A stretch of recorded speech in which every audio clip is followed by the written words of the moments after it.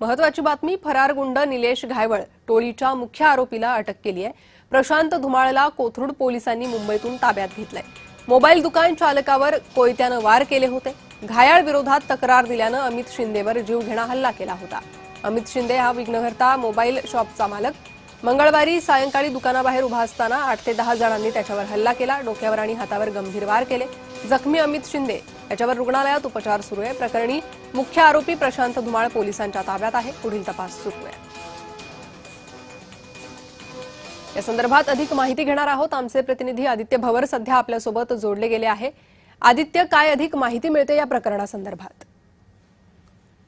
नक्कीच वार केल्यानंतर सर्व आरोपी फरार झाले होते आणि त्यातला जो मुख्य आरोपी होता प्रशांत धुमाळ हा मुंबईला पसार झाला होता। मुंबईला पसार झाल्यानंतर पोलिसांनी त्याचा शोध घेतला आणि तो मुंबईत एका हॉटेलमध्ये असल्याची माहिती मिळाली आणि त्याला तिथनं ताब्यात घेतलेला आहे।